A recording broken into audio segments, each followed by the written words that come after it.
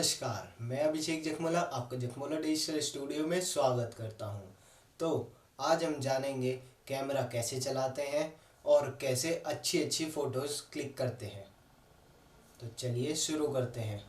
अगर हम कोई नया कैमरा लेते हैं तो हमें बेसिकली इन 4 पार्ट्स में ही मिलता है: lens, body, memory card and a battery. तो आइए इन सबको असेंबल करते हैं और शुरू करते हैं। आज सबसे पहले स्टार्ट करते हैं, लेंस को अटैच करते हैं कैमरे में। तो उसके लिए सबसे पहले हमें बॉडी की कैप को हटाना पड़ेगा एंड लेंस की कैप को हटाना पड़ेगा। एंड हमें ये जो मार्क्स हैं इसमें कैमरे में, ये सफ़ेद कलर का एंड कैमरे में जो सफ़ेद कलर का मार्क है, इसको इन दोनों को एक साथ में रखना है, मैच करवाना है एंड देन रोटेट कर देना है और ये फिक्स हो गया है। अब ये लेंस हिलेगा डुलेगा नहीं, बस जूम इन जूम आउट होगा। अब दूसरी तरफ चलते हैं। अब लगा लेते हैं बैटरी। तो बैटरी इसकी बेसिकली नीचे लगती है।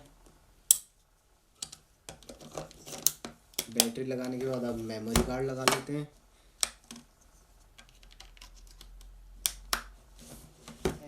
अब हमारा कैमरा हो गया असेंबल्ड। असेंबल करने के बाद हमें कुछ चीज़ों का ध्यान रखना पड़ता है फ़ोटो क्लिक करने से पहले, जैसे कि हम लेंस की कैप को हटा दें, लेंस को चेक कर लें लेंस हमारा कौन से मोड पे है, AF या MF। AF मतलब ऑटो फोकस एंड MF मतलब मैनुअल फोकस। तो हम प्रीफर करेंगे ऑटो फोकस पे। अब कर लेते हैं हम अपने कैमरे को स्विच ऑन। तो मेरे इस वाले कैमरे में यहाँ पर है ऑन ऑफ का बटन। आपके कैमरे में अलग जगह पे भी हो सकता है, जैसे कि मेरे दूसरे कैमरे में है इस जगह पर, ये रहा इसका ऑन ऑफ का बटन, ऑन एंड ऑफ। तो अब हमारा कैमरा हो चुका है ऑन।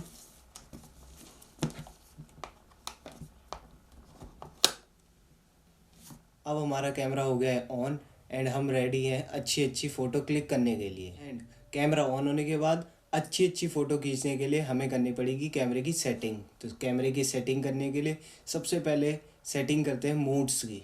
तो मोड्स का डायल सबसे टॉप पे है, ये है टॉप लेफ़्ट कॉर्नर पे है मेरे इस कैमरे में, एंड मेरे इस कैमरे में राइट साइड में है। तो ये मोड डायल किसी भी साइड हो सकती है, उससे कोई फ़र्क नहीं पड़ता।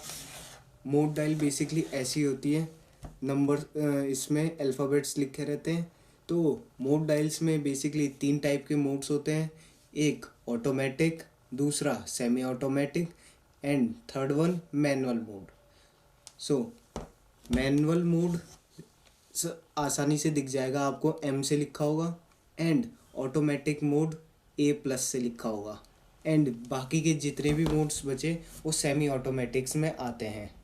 और ऑटो मोड आपको जो भी मिलेगा वो हरे रंग में मिलेगा किसी भी कैमरे में। एंड अगर अभी तक आपको कैमरा चलाना नहीं आता है तो आप A+ में कर लीजिए कैमरे मोड को एंड लेंस का फोकस AF पे होना चाहिए, ऑटो फोकस पे, एंड आप फ़ोटो क्लिक कर सकते हैं, आपका कैमरा रेडी है।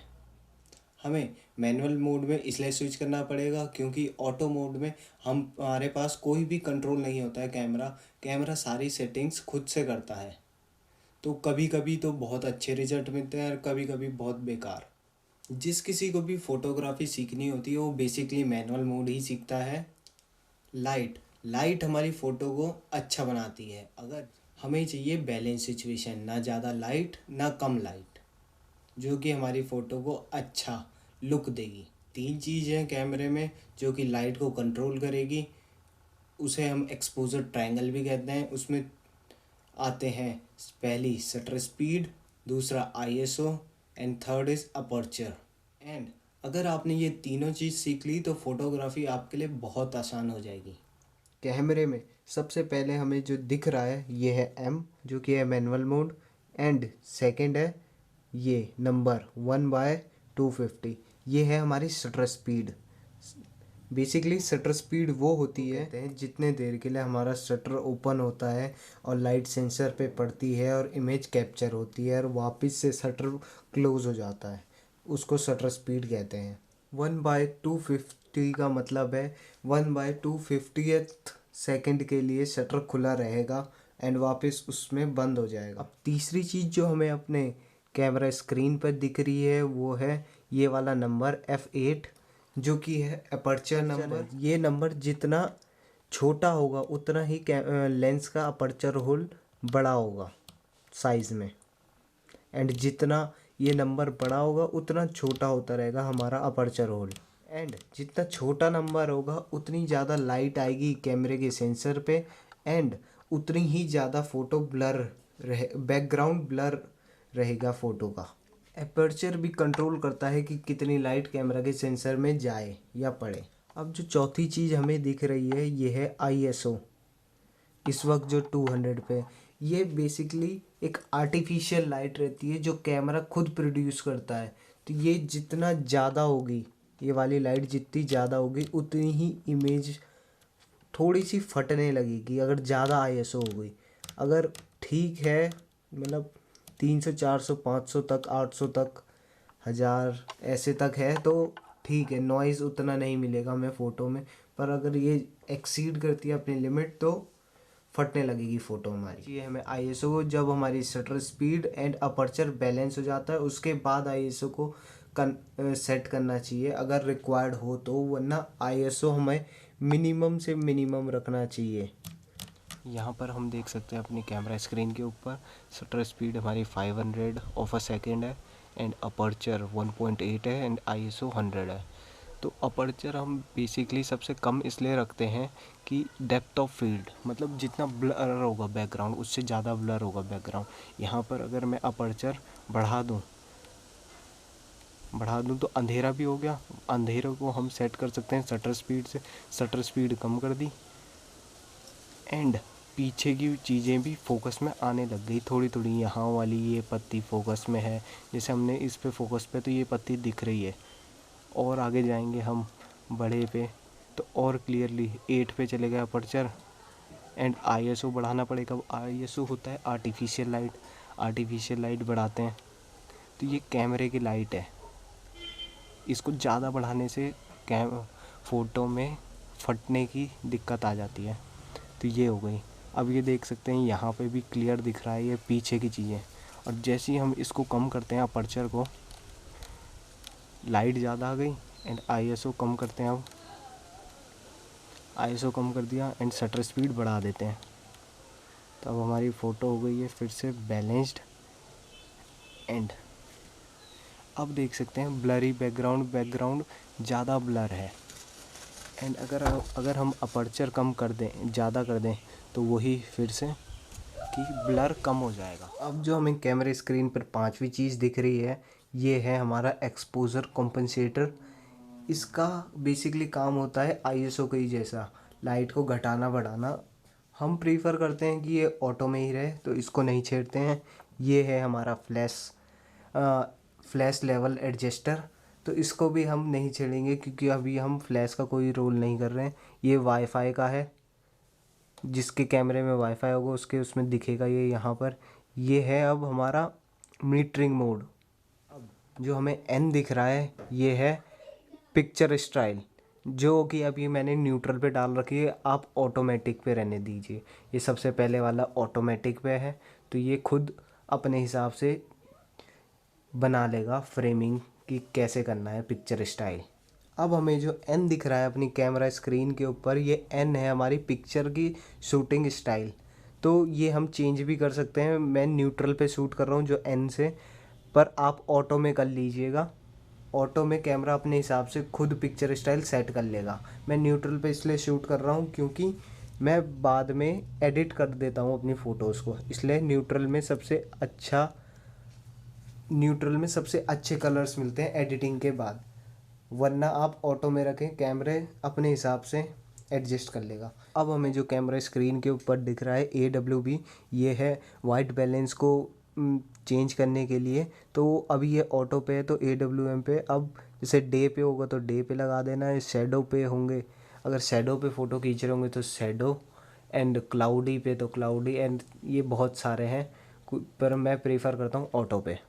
और कभी कभी केल्विन पे हम खुद सेट कर सकते हैं इसका टेम्परेचर जितना हमें चाहिए होता है केल्विन से। जितनी ज़्यादा हम बढ़ाएंगे केल्विन उतना हमें वार्मर टोन मिलेगा, गर्म टोन, और जितनी घटाएंगे उतनी हमें थोड़ा सा ब्लूइश टोन मिलेगा, और जब बढ़ाएंगे तो रेडिश टोन। अब जो ये है ये भी वाइट बैलेंस का है, इससे हम सेट कर सकते हैं हमें कितना चाहिए वाइट बैलेंस, और कलर्स का भी इसमें कि कौन सा कलर कितना परसेंट। तो ये बीच पे ही रखता हूँ मैं जितना है। और कभी कभी हमें कोई लगता है कि कोई कलर ज़्यादा है या कोई कलर कम है, तो उसके अपोजिट डायरेक्शन, जैसे हरा ज़्यादा है तो दूसरी डायरेक्शन में ले जाना है, हरा ज़्यादा है तो नीचे ले गए, तो ऐसे में हरा कम हो जाएगा। अब जो ये हमें दिख रहा है ये है ऑटो लाइट ऑप्टिमाइज़र। ये खुद अपने हिसाब से लाइट को ऑप्टिमाइज़ करता है और उस हिसाब से फ़ोटो में लाइटिंग का इफ़ेक्ट देता है। अगर लाइट ज़्यादा होगी तो उसको खुद से कम कर देगा, और ज़्यादा होगी तो कम कर देगा। तो इसे मैं ऑफ में रखता हूँ। एंड अब जो दूसरा है ये है कस्टमाइज कैमरा कंट्रोल।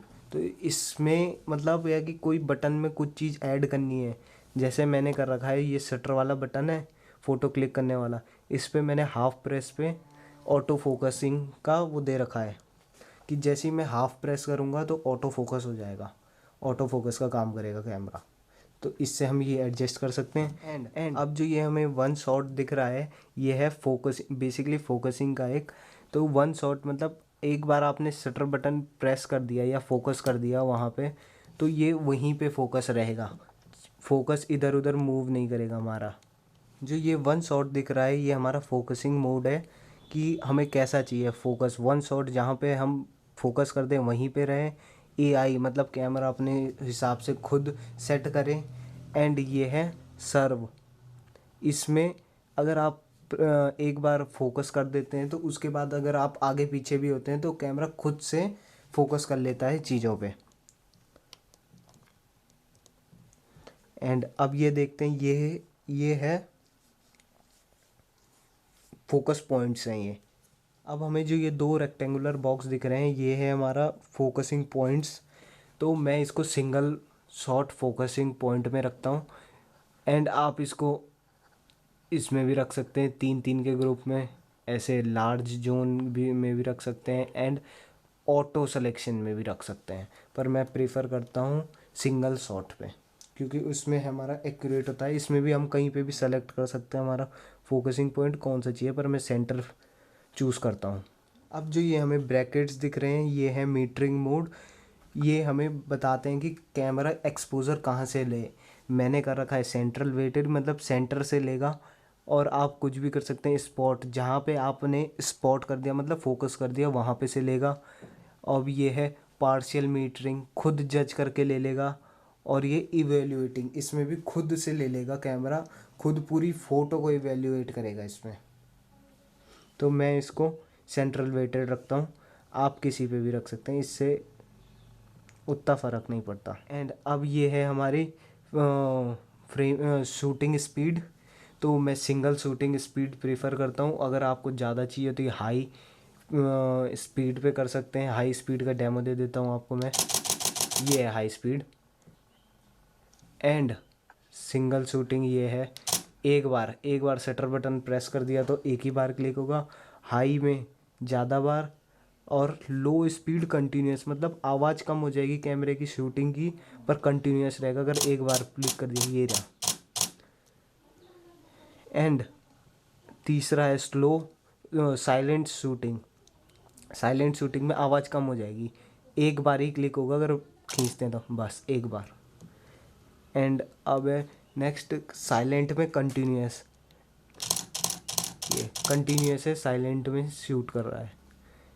एंड अब इसमें टाइमर लगा सकते हैं हम, ये भी टाइमर है, सेल्फ टाइमर। और खुद ये कैमरा खुद से, मतलब कैमरे में जितने सेकंड का हम टाइमर सेट कर देंगे उतने सेकंड बाद कैमरा फ़ोटो खींच लेगा।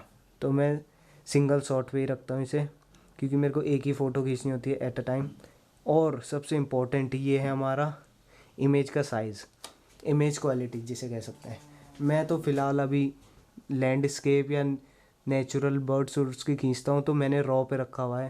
पर आप जैसे अगर आप पर्सनल फ़ोटो लेंगे खींचेंगे तो आप इसे डैश में रखना एंड इसको लार्ज में रखना।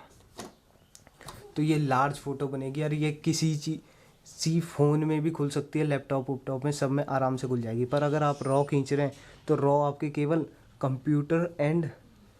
कंप्यूटर में भी कुछ स्पेसिफाइड ऐप होंगे उसमें ही खुलेगी। जैसे मैं फ़ोटोशॉप यूज़ करता हूँ तो उसमें खुलता है। यहाँ पर मैंने आपको सारे मोड्स बता दिए। अब अलग अलग कैमराओं में इन मोड्स की जगह लोकेशन चेंज भी हो जाती है। कोई ऊपर होगा, कोई नीचे होगा, कोई आगे होगा, कोई पीछे होगा। जैसे मोड डायल आपको दिखाया था मैंने। जब आप पे कैमरा आएगा तो बस ये लार्ज में ही रहेगा एंड आप सब चीज़ें कुछ मत छेड़ना। बस ये ऊपर की तीनों चीज़ shutter speed, aperture and ISO, इन तीनों को छेड़ के अपनी फ़ोटो एडजस्ट कर लेना। जब आपका कैमरा आएगा तो ये लार्ज पे रहेगा और ये सब ऑटो पे ही रहेंगे, तो आप उसको ऑटो पे ही रहने देना। बस आप इन 3 चीज़ों को ही छेड़ना, ऊपर की shutter speed, aperture and ISO को। और ये लार्ज में लगा लेना। अगर लार्ज में, वैसे लार्ज में ही रहता है ये इमेज क्वालिटी, लार्ज में। इसको रॉ में मत रखना। रॉ में ये केवल कंप्यूटर में भी कुछ ऐप्स में ही, जिसमें रॉ सपोर्ट होता है उसी में खुलता है वो। तो मेरे पे तो फ़ोटोशॉप है, मैं उसमें खोल लेता हूँ रॉ, उसमें खुल जाता है। एंड आप इसको डैश में ही रहने देना और इसको लार्ज में, बस। मैंने अब आपको पूरी सेटिंग्स बता चुकी हैं कैमरे की एंड आप रेडी हैं फ़ोटो शूट करने के लिए। And if you like my video then like it down below and if you are new to the channel then please subscribe it. Thank you.